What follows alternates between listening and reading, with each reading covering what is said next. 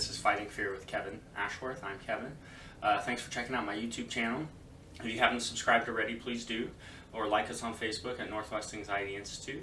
I'm the co-director and senior therapist at Northwest Anxiety Institute, which is a clinic in Portland, Oregon, where we treat anxiety disorders. We use exposure response prevention and cognitive behavioral therapy to help people overcome and conquer their fears. Today I'm going to talk about the treatment of exposure and doing the above and beyond. Many people don't treat exposure many people don't treat anxiety using ERP or exposure response prevention. And there's a lot of research about why that is, adhering to the fidelity of the treatment model. But mostly I think anecdotally it comes down to therapists' comfort with making people uncomfortable, which is a difficult thing to do. Most of us get into this field because we want to help people. The problem the issue when you're fighting your fear, when you're treating anxiety, is you usually feel worse before you feel better. And then we ask people when we're doing exposures to do things that are a little bit more extreme than what you would typically do as a person without anxiety, or anxiety ruling your life, I should say. So what do I mean by that? For example, if you have social anxiety and you avoid specific social interactions, or you walk with your eyes down, or you won't ask for help if you're in a retail store, or you won't make a complaint if you're in a restaurant, or you won't call a friend, or whatever it is, we would want you to do something above and beyond that quote-unquote normal people don't typically do. That is very bewildering for a lot of our clients. Now, of course, we don't ask you to do that right away. We build up to that very systematically. But the reason we ask people to do that is, I think, the same philosophy that boxers and people that exercise do it with weights on. So if you can jog with weights strapped to your ankles, when you take those off, it becomes much easier to jog. If you can punch with weights strapped to your wrists, your ability to punch is much easier when you take that off.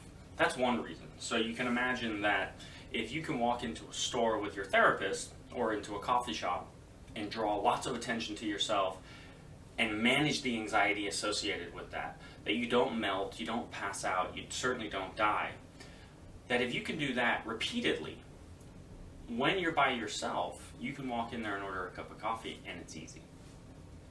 So that's one reason. The other reason is that most people regress a little bit after therapy, and they often minimize the effort that they're doing. So if we only had people order cups of coffee, which is what most people do, for example, in a coffee shop, when they're no longer in therapy anymore, there's this minimization that happens where people start to believe that there were certain things about when they did it with a therapist that made it easier and or safer. So that what they might say is something like, yeah, those times were okay, but the barista here was really nice, or they know the therapist, or it was earlier in the morning and it's not as busy, or something. And so we want to kind of eliminate that from the brain. We want no more excuses that anxiety can come up with of why you were successful but you won't be successful again.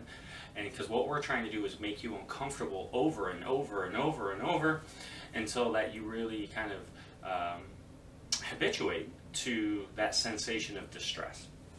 And it doesn't mean that anxiety is not going to be there again. It doesn't mean that when treatment is over, or if treatment is successful, is when there's the absence of a feeling.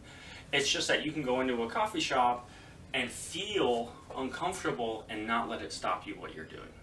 So that's the kind of the premise of exposure, and that's why we would go above and beyond. To give one more example, with OCD, people that have contamination fears, obviously a typical behavior would be washing your hands before meals. Well, people with OCD and contamination worries wash their hands excessively. So what we would have them do is not wash at all, or in fact contaminate their hands and then eat. Again, that's not typically what people would do, but we're going above and beyond, because if they can manage the anxiety associated with that level of extreme, they're certainly going to be able to manage anxiety when therapy's over, and they just have to wash their hands once for 30 seconds. So that's the explanation of why we do that. If you have any questions, please email and let me know. I hope this was helpful. Please subscribe if you haven't already. Check us out on Facebook at Northwest Anxiety Institute, and my email is kevin@nwanxiety.com. Thanks so much.